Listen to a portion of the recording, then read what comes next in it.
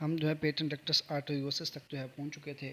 हम देखते हैं कि ये पेटेंट डक्टस आर्टेरियोसिस होती क्या है, ये कैसे होता है, इसका मैकेनिज्म को हम थोड़ा सा समझते हैं। अब देखें, फिट लाइफ के दौरान जो है लंग्स जो है बेसिकली कोलैप्स होते हैं और उसकी इलास्टिक कंप्रेशन जो है एल्वियोलाई को कोलैप्स रखती है, जिसकी वजह से लंग्स जो है ब्लड वेसल जो है वो मोस्टली कोलैप्स होती है, जिसकी वजह से ब्लड को रेजिस्टेंस फ्लो को रेजिस्टेंस होती है और नतीजतन जो है पल्मोनरी आर्टेरियल प्रेशर जो हाई होता है। अब एक ये चीज़, दूसरी चीज़ ये कि हमने क्योंकि लंग फंक्शनल नहीं है तो हम चाहते हैं कि ब्लड जो है लंग्स की तरफ कम से कम जाए और इसलिए हम शंट कर देते हैं पल्मोनरी आर्टरी से। यहाँ पे आप देखें पल्मोनरी आर्टरी से ब्लड को फीटस के अंदर नॉर्मली डक्टस आर्टरियोसिस के नतीजे में इनटू द एओर्टा, ये एओर्टा के अंदर चली जाती है ताकि जो है ब्लड कम से कम लंग्स के अंदर जाए, क्योंकि लंग्स जो है कोलैप्स पड़े। क्यों कोलैप्स पड़े ये हमने सारी रीज़न पढ़ ली। आर्टेरियल प्रेशर जो है हाई होता है जिसकी वजह से हमें ब्लड इस तरफ जो है हमें इसको मूव करवाना पड़ता है। इसके आगे हम देखते हैं कि कैसे कैसे होगी। इस फिनोमेना की वजह से पल्मोनरी आर्टरी ब्लड जो है स्पेशल आर्टरी के थ्रू जो है फीटस के अंदर जाता है पल्मोनरी आर्टरी से एओर्टा की तरफ, जिसे हम डक्टस आर्टरियोसिस कहते हैं। यहाँ पे आपको नज़र आ रही है कि ये पल्मोनरी आर्टरी है, यहाँ से ब्लड जो है जाएगा एओर्टा की तरफ, ठीक है जी, बाईपास कर जाएगा लंग्स को। This allow immediate recirculation the blood through the systemic arteries of foetus without the blood going through the lungs, क्योंकि ब्लड जो है प्लेसेंटा के अंदर ऑक्सीजनेट कर रहा होता है, लंग्स फीटस के नॉर्मल नहीं होते जबकि प्लेसेंटा के ज़रिए ही अपनी ऑक्सीजनेशन जो है ऑब्टेन कर रहा होता है। अब क्या होता है कि अब आफ्टर बर्थ जो है डक्टस आर्टेरियोसिस जो है वो क्लोज हो जाती है, simultaneously the aortic pressure rise कर जाता है, sudden cessation the blood flow from the aorta, aorta की जब ब्लड फ्लो जो है बंद होता है प्लेसेंटा की तरफ से, तो क्या करता है और वो राइज कर जाता है ब्लड प्रेशर, तो पल्मोनरी आर्टरीज के अंदर ब्लड प्रेशर फॉल कर जाता है। जब यहाँ ब्लड प्रेशर ज़्यादा होगा, पल्मोनरी आर्टरी के अंदर कम हो गया, तो ऑटोमेटिकली जो है ब्लड क्या कहते हैं ब्लड फ्लो जो है डक्टस आर्टरियोसिस से बंद होना स्टार्ट हो जाता है, क्योंकि वहाँ पर ऑक्सीजेशन कम जाएगी तो उसके मसल जो हैं डक्टस आर्टरियोसिस के वो कंस्ट्रिक्ट करना शुरू हो जाएंगे, ठीक है जी। Blood begins to flow backward through the ductus from the aorta into the pulmonary artery. This new state of backward blood flow causes ductus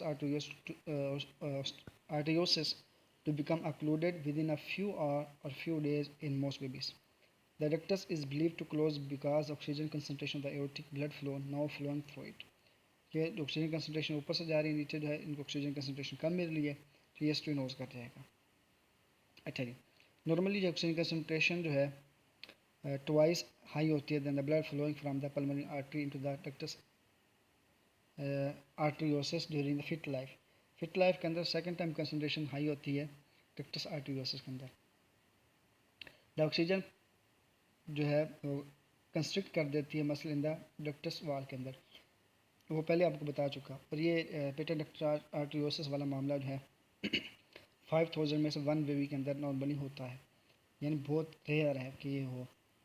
चलें जी, अब डायनामिक्स में क्या क्या चेंजेस आती हैं कि बच्चे की अर्ली लाइफ के अंदर पेटेंट डक्टस जो है नॉर्मली कोई प्रॉब्लम काज नहीं करती। जब बच्चा बड़ा होता जाता है, एओर्टा और लोअर जो प्रेशर है पल्मोनरी आर्टरी के अंदर, इनके दरमियान जो है डिफरेंस बढ़ता जाता है आहिस्ता आहिस्ता जैसे बच्चा बढ़ता जाता है। इसी वजह से corresponding increase in the backward flow of blood from aorta into the pulmonary artery. क्या होता है, एओर्टा के अंदर प्रेशर ज़्यादा है, पल्मोनरी आर्टरी के अंदर प्रेशर कम है, नतीजतन एओर्टा से ब्लड जो आना शुरू हो जाएगा पल्मोनरी आर्टरी के अंदर और ज़्यादा ब्लड जाएगा लंग्स के अंदर। चलिए, high aortic blood pressure causes the diameter of the partially open ductus to increase with time, क्योंकि वहाँ से प्रेशर ज़्यादा आएगा तो ऐसा ऐसा इसका जो डायमीटर वो भी बढ़ता चला जाएगा, making the condition even worse, condition ज़्यादा वर्स होती चली जाएगी। अब इसके अंदर जो प्रॉब्लम्स आती हैं, डायनामिक्स होते हैं, 4 पॉइंट्स हैं मोटे मोटे से आप समझ लें। पहला है रिसर्कुलेशन थ्रू द लंग्स। इसके अंदर क्या होगा, जो ओल्डर चाइल्ड है डक्टस आर्टरियोसिस पेटेंट है, 1/3 to 2/3 जो है एयोटिक ब्लड बैक आ जाएगा पल्मोनरी आर्टरी के अंदर, वहाँ से जो है ये चले जाएगा लंग्स के अंदर, दोबारा जो है लेफ्ट वेंट्रिकल के अंदर एयोटा के अंदर आएगा। जब ब्लड पास कर रहा है लंग्स के अंदर left side of the heart 2 or more times, कि ब्लड जो है lungs heart left side of the heart के अंदर 1 से 2 मरतबा जो है ज़्यादा पास करेंगे, 2/3 जो है दोबारा आ गया आर्टरी के अंदर, वहाँ से लंग्स में दोबारा फिर वेंट्रिकल के अंदर आएगा। The arterial blood is often better oxygenated than the normal because of the extra time it passes through the lungs, क्योंकि ब्लड जो है ज़्यादा से ज़्यादा लंग्स के अंदर से होकर आ रहा है, इसकी वजह से ऑक्सीजनेशन भी उसकी ज़्यादा हो जाएगी। अब उसके नताइज क्या होते हैं पेटेंट डक्टस आर्टरियोसिस के? Major effect of the patent ductus arteriosus on the patient are decrease cardiac and respiratory reserve, cardiac और रेस्पिरेटरी रिजर्व जो है कम होना शुरू हो जाएंगे। With even moderately strenuous exercise, a person is likely to become weak and may even faint. बंदा जो है बेहोश भी हो सकता है।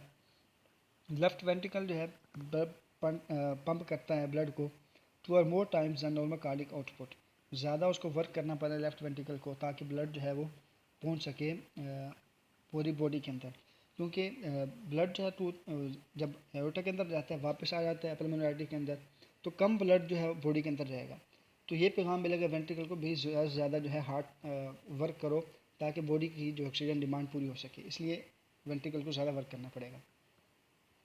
और दूसरी बात यह कि पल्मोनरी वेसल्स के अंदर प्रेशर जो है वो ज़्यादा हो जाएगा, जिसकी वजह से लंग्स के अंदर ब्लड फ्लो ज़्यादा होगा और वहाँ पे पल्मोनरी कंजेशन होगी, मतलब वहाँ पे ब्लड फ्लूइड एक्यूमुलेट होना शुरू हो जाएगा, पल्मोनरी एडिमा काज कर देगा। उसके बाद patient with uncorrected patent ductus die कर सकते हैं हार्ट डिजीज से बिटवीन द 20 to 40 ईयर्स की एज के दरमियान। ये पेटेंट डक्टस आर्टरियोसिस के अंदर क्या क्या, एक तो क्या कार्डिक और रेस्पिरेटरी रिजर्व कम हुए, सेकेंडली स्वी एक्सरसाइज के अंदर बंदा जो है वो फेंट कर सकता है या उसको प्रॉब्लम हो सकती है, सेकंड जो है वेंट्रिकल को ज़्यादा काम करना पड़ेगा और पल्मोनरी एडिमा हो जाएगा। चलें, अब इसके अंदर क्या होगा, मरमर किस तरह के प्रोड्यूस होंगे? In a new born infant with patent ductus arteriosus no abnormal heart sound are heard because the quantity of blood flowing through the ductus is not sufficient to cause heart murmur, heart murmur produce नहीं कर पा रहे थे। लेकिन जैसे baby grow कर रहा होता है 3 साल की उम्र को पहुंचता है, heart flowing murmur heard in the pulmonary artery area of the chest. यहाँ कब किस एरिया में सुनाई देगी? पल्मोनरी एरिया, ठीक है जी। ये जो है वो ज़्यादा इंटेंस होती है during systole when the aortic pressure is high, so that the murmur waxes and wanes, murmur जो है थोड़ा सा इसकी आवाज़ जो है बढ़ेगी कम हो जाएगी, बढ़ेगी कम हो जाएगी, जैसे कि इस डायग्राम के अंदर आपको नज़र आया, यहाँ पर बहुत ज़्यादा है, फिर कम होगी, फिर ज़्यादा होगी। ये फिनोकार्डियोग्राम भी आपको दिखाया गया है, यहाँ पर देखें, यहाँ पर आपको आवाज़ जो है वो थोड़ी बढ़ती आ रही है, फिर कम होती, फिर दोबारा बढ़ना शुरू होगी। इसको हम कहते हैं मशीनरी मरमर। मशीन के अंदर क्या आता है कि आवाज़ जो है एक दफ़ा बढ़ती है मशीन की, फिर थोड़ी सी कम होती है, फिर बढ़ती है, फिर कम होती है, इसलिए इसको मशीनरी मरमर भी कहते हैं। इसकी ट्रीटमेंट क्या है जी? ट्रीटमेंट बेसिकली है सर्जरी। सर्जरी के अंदर क्या करेंगे, पेटेंट डक्टस आर्टरियोसिस को हम जो है लाइगेट कर देंगे, जब ब्लड वहाँ से नहीं जाएगा ऐसे ऐसा जो है वो लिगामेंटम आर्टरियोजम के अंदर जो है कन्वर्ट होना शुरू हो जाएगा। चलें जी, ये इसकी ट्रीटमेंट। उसके बाद हमारा इंपॉर्टेंट टॉपिक रह गया last, that is tetralogy of Fallot. ये है राइट टू लेफ्ट शंट, मतलब राइट हार्ट से लेफ्ट हार्ट के अंदर होगा। अब टेट्रालॉजी ऑफ फैलेट जो है सबसे कॉमन काज है ब्लू बेबी की। क्यों होती है, क्या होता है इसके अंदर? इसके अंदर 4 जो है एबनॉर्मेलिटीज़ जो है एट अ टाइम जो हो रही होती हैं, कौन कौन सी हैं आज देखते हैं। सबसे पहले इस डायग्राम के अंदर आपको दिखाया कि 1 2 3 4 ये चीज़ें मेंशन की हुई हैं, साथ उसको डिस्क्राइब किया गया है। सबसे पहली हमारे पास है पल्मोनरी स्टेनोसिस, मतलब पल्मोनरी वाल्व जो है प्रॉपर ओपन नहीं हो पाएगा, या तो थिक हो जाएगा या फिर आउटफ्लो ट्रैक इसके नैरो बने हुए होंगे। सबसे पहला काम क्या होगा, पल्मोनरी आर्टरी स्टेनोसिस। ओके जी, इसकी वजह से क्या होगा, ब्लड जो है राइट वेंट्रिकल से लंग्स के अंदर अच्छे तरीके से पास नहीं हो पाएगा। पहली प्रॉब्लम ये होगी। सेकंड प्रॉब्लम है थिकन राइट वेंट्रिकल वाल, मतलब जो आपकी राइट वेंट्रिकल की वाल हाइपरट्रोफी हो जाएगी। थर्ड डिफेक्ट क्या आएगा? Ventricle septal defect. यहाँ पर आपको थर्ड ये वाला पॉइंट नज़र आ रहा होगा। फोर्थ जो है, फोर्थ को हम इस तरह भी कहते हैं transposition of the great vessels, कि एओर्टा जो है ओवर राइड कर जाएगा सेप्टल डिफेक्ट को, ये अपनी असल जगह की बजाय जो है ये पल्मोनरी आर्टरी की जगह पे आ जाएगा। ये हम आगे स्लाइड्स के अंदर देखते हैं। अब सेकंड क्या थी? थिकन राइट वेंट्रिकल मसल वाल, क्योंकि उसको ज़्यादा वर्क करना पड़ेगा, ऐसा ऐसा ये जो है जो आपकी वाल है ये हाइपरट्रॉफ हो जाए। हाइपरट्रॉफी मीन उसका साइज़ बढ़ जाएगा। थर्ड जो है वेंट्रिकल सेप्टल डिफेक्ट, मीन जो आपके वेंट्रिकल के दरमियान सेप्टा था वो अच्छे से डेवलप नहीं होगा, इसलिए ब्लड जो है वो राइट हार्ट से लेफ़्ट की तरफ मूव कर जाएगा। फोर्थ जो है एओर्टा जो है ओरिजिनेट करता है बेसिकली कहाँ से? राइट वेंट्रिकल से ओरिजिनेट करके क्या होगा? होल ऑफ द सेप्टम को ओवरराइड करेगा, ब्लड जो है बोथ वेंट्रिकल से रिसीव करेगा। इसको हम आगे भी एक डायग्राम के अंदर देखेंगे। ये बेसिकली ये डायग्राम है। अब ये देखें, ये आपका जो है एओर्टा है, ये इस साइड से भी ले रहा है, इस साइड से भी ले रहा है, और ये आपका पल्मोनरी आर्टरी। ये आपका फोर्थ था ओवरराइडिंग एओर्टा, जिसको हम कह रहे थे कि transposition of the great vessels. ये चार मेजर प्रॉब्लम डिफेक्ट हो रहे थे। यहाँ तक आपको समझ आ गई? टेट्रालजियोफेलट के अंदर क्या होता है कि बेबी जो है, हम कैसे पहचानेंगे कि इसको टेट्रालजियोफेलट है? आपको जो है पेशेंट आएगा, जो अटेंडेंट होंगे वो बताएंगे कि मतलब जो होगी या साहब उसके वालिद होगा वो बताएगा कि बच्चा जो है जब रोता है तब जो है ये नीला हो जाता है, इसका जो कलर है वो ब्लू हो जाता है, इसलिए हम इसको कहते हैं ब्लू बेबी। जब ब्लू हो जाए तो इसको हम साइनोसिस भी कहते हैं, यानी कि बेबी जो है साइनोटिक हो जाएगा। ठीक है जी। यहाँ पर आपको ये डायग्राम भी नज़र आ रही है, इस डायग्राम के अंदर भी ये चीज़ जो है वाज़ेह महसूस हो रही है। एक तो इससे आपको पता चल सकता है कि इसके अंदर जो है टेट्रालजियोफेलट है। सेकंड जो है हाई सिस्टोलिक प्रेशर होगा राइट वेंट्रिकल के अंदर, जो कि कैथेटर के ज़रिए जो रिकॉर्ड किया जाएगा। सेकंड जो है कैरेक्टरिस्टिक चेंज होगा रेडियोलॉजिकल इमेज के अंदर, in large right ventricle. Right ventricle जो है वो बहुत ज़्यादा इन लार्ज होगा, हाइपरट्रॉफी होगी। अभी आपने गालिबन थोड़ा थोरेक्स नहीं पढ़ा, उसके अंदर एक्सरे पढ़ेंगे तब आपको ये बात समझ आ रही है कैसे नज़र आएगा। सेकंड जो एक्सरे पिक्चर लेंगे, एंजियोग्राम लेंगे, वो एबनॉर्मल फ्लो ब्लड फ्लो बताएगा through the interventricular septal whole.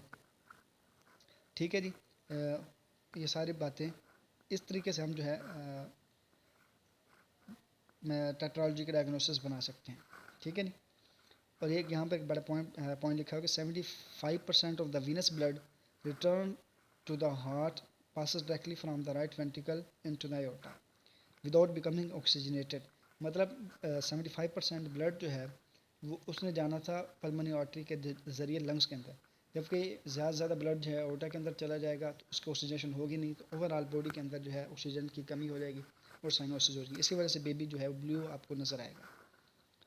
चलिए, ये आपका टेट्राफेलट के वही चार मेजर डिफेक्ट्स है, दोबारा यहाँ पर इसको दिखाया गया है इस डायग्राम के अंदर, अच्छे से इसको आप देख सकते हैं। अच्छा जी, अब इसका ऑप्शन क्या, सर्जिकल ट्रीटमेंट हो सकता है? जी हो सकता है। तो क्या क्या ऑप्शन हो सकते हैं? एक तो आपके पास हम क्या करेंगे, पल्मोनरी स्टेनोसिस को ओपन करेंगे, जो वाल्व है उसको अच्छे तरीके से ओपन कर देंगे, सेप्टल डिफेक्ट को क्लोज करेंगे कैथेटर पास करके, और दोबारा जो है जो ब्लड फ्लो पाथवे थे आपके एओर्टा और उसके पल्मोनरी आर्टरीज के, उसको दोबारा जो है वो करेक्ट करेंगे। यहाँ पर आपको वैसे दिखाया भी गया, ये देखें, ये आपके पास आ गया पल्मोनरी आर्टरी, इसको इधर लगा दिया गया, एओर्टा वाली साइड को उस तरफ कर दिया गया, और साथ में जो सेप्टम था उसको करेक्ट कर दिया गया। ठीक है नहीं। अगर सर्जरी जो है सक्सेसफुल हो जाए, एवरेज लाइफ एक्सपेक्टेंसी जो है वो इंक्रीज़ कर जाती है 3 to 4 ईयर, और इवन 50 ईयर या सब ज़्यादा जो है बंदा जी सकता है, ज़िंदा रह सकता है। ये आपका टेट्रालजियोफेलट था, यहाँ तक कंप्लीट हुआ। अच्छा, अब आ जाते हैं कंजेनिटल इनोमलीज, पेटेंट आर्टरियोसिस पर, मिट्रल वाल स्टेनोसिस पढ़ ली, रिगरजिटेशन वगैरह वगैरह, ये सारी चीज़ें हमने पढ़ी हैं। टेट्रालजियोफेलट, इनके काजेज़ क्या हैं? यहाँ पर 2 काजेज़ जो है मेंशन की गई हैं। एक तो ये है कि कोई मदर को जो है कोई इन्फेक्शन हो जाए, बैक्टीरियल, वायरल, उनकी वजह से हो सकती हैं। One of the most common cause of congenital heart defects is a viral infection in the mother during the first trimester of pregnancy when the fetal heart is being formed. जब foetus का जो है heart बन रहा होता है उस दौरान जब अगर कोई इन्फेक्शन हो जाए मदर को, वो इन्फेक्शन जो है वो जाके हार्ट पर अपना इफेक्ट प्रोड्यूस करेगा और congenital anomalies प्रोड्यूस हो जाएंगी. Some congenital defects of the heart are hereditary, मतलब पेरेंट्स को था, उनके जीन्स के अंदर था, तो वो बच्चों के अंदर आ गया, बच्चों से फिर उनके बच्चों के अंदर ये यानी कि फैमिली हिस्ट्री बनता जाएगा, फैमिली के अंदर रन करेगा. ठीक है जी, ये 10 टाइम्स ग्रेटर है हार्ट डिफेक्ट्स हेरिडिटरी. ठीक है जी, ये जो आपको टेबल नज़र आ रहा है जो फर्स्ट एड की जो है वो वहाँ से लिया गया है, उसी से ड्राइव किया गया है. इसके अंदर जो है हार्ट जो है उसके कैरेक्टर बताया गया है कि जो साउंड आपको में सुनाई देंगे अब नॉर्मल, मिसाल के तौर पर यहाँ पे एओर्टिक सिनोसिस लिखा हुआ है, यहाँ पर आपको दिखाया भी हुआ कैसे कैसे हो रहा है. S1 S2 है. इसके दरमियान देखें जो आपका सिस्टोलिक है वो क्या क्रिसेंडो डिक्रिसेंडो. क्रिसेंडो मीन ये पहले जो है ऐसा ऐसा बढ़ता बढ़ता पीक पे जाएगा, डिक्रिसेंडो मीन उस पीक से ऐसा ऐसा ये दोबारा वापस आ जाएगा. ये एओर्टिक सिनोसिस के अंदर इस तरह के जो है वो पिच होती है. मीटर रिगर्जिटेशन के अंदर एक ही क्वालिटी की साउंड जो है ड्यूरिंग द सिस्टोल आपको सुनाई देगी. हाइपरट्रोफिक कार्डियोमायोपैथी के अंदर भी कैसे होगी, क्रिसेंडो डिक्रिसेंडो, जैसे मैंने पहले समझाया वैसे होगी. ठीक है जी, लेकिन कहाँ पर सुनाई देगी, मिड लेफ्ट स्टर्नल बॉर्डर के ऊपर जो है सुनाई देगी. मिटल वाल प्रोलैप्स ये वैसे आपके लेवल की नहीं है, इसको छोड़ दें. एट्रियल सेप्टल डिफेक्ट के अंदर क्या होगी, मिड सिस्टोलिक, जो आपका सिस्टोल है उसके दरमियान जो है आपको वॉइस सुनाई देगी. ठीक है जी. अच्छा जी, एक पॉइंट यहाँ पर आ गया कि fix splitting of the S2. S2 की जो है स्प्लिटिंग कैसे होती है इसको हम थोड़ा सा देख लेते हैं. फिक्स और दूसरी कौन सी होती है जी, अच्छा जी फिजियोलॉजिकल भी होती है, वैसे पैथोलॉजिकल भी होती है. यहाँ पर पैथोलॉजी का जिक्र, हम पैथोलॉजी को देख लेते हैं कैसे होती है. अब होता क्या है कि एट्रियल सेप्टल इफेक्ट के अंदर लेफ़्ट टू राइट शंट होता है, लेफ़्ट टू राइट के ब्लड जो है वो लेफ़्ट साइड से right side of the heart के अंदर आता है. तो क्या होगा, राइट एट्रियम और राइट वेंट्रिकल का वॉल्यूम जो है वो इंक्रीज़ कर जाएगा. जब वो इंक्रीज़ करेगा तो पल्मोनरी वाल्व के अंदर ब्लड फ्लो ज़्यादा आएगा. इंक्रीज़ पल्मोनरी वाल्व के अंदर ब्लड फ्लो जो है वो ज़्यादा होएगा. Increase flow in pulmonary valve. जब ये ज़्यादा हो जाएगा तो क्या होगा, पल्मोनरी वाल्व जो है वो क्लोजर जो है वो डिले हो जाएगी.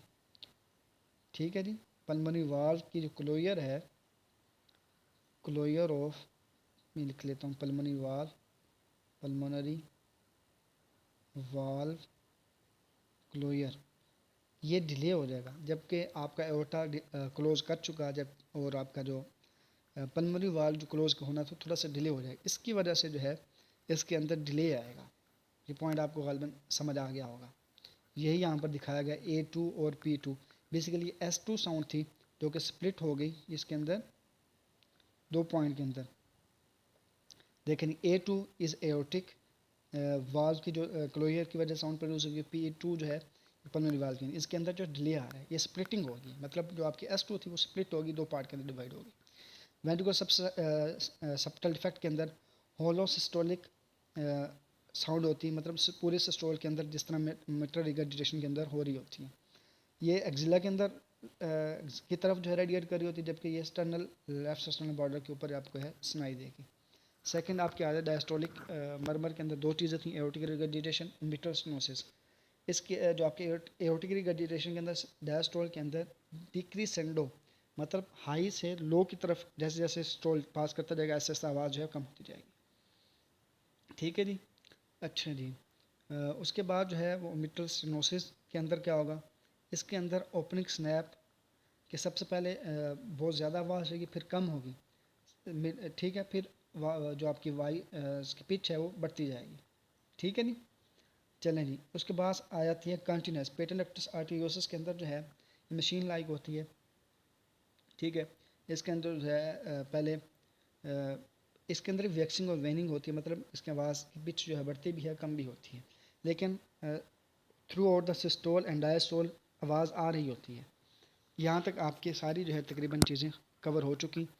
पिछले के अंदर हमने सिस्टोलिक देखा, इस के अंदर हमने डायस्टोलिक और कंटिन्यूस जो है वो मरमर जो है वो देखे, जिसको हम मशीन लाइक मरमर भी कह देते हैं। यहाँ तक आपको उम्मीद है कि सब टॉपिक्स जो है समझ आ गए होंगे। आज का जो चैप्टर 23 था यहाँ तक ख़त्म हुआ। अगर फिर भी कोई आपकी जहन के अंदर सवाल पैदा हो या कोई टॉपिक जो है समझ ना आया हो, तो आप जो है ग्रुप के अंदर पूछ सकते हैं, क्वेश्चन कर सकते हैं। यहीं पर हमारा लेक्चर जो है ख़त्म होता है। इंशाल्लाह नेक्स्ट लेक्चर जो आपका नेक्स्ट चैप्टर लास्ट, उसके साथ दोबारा मुलाकात होगी।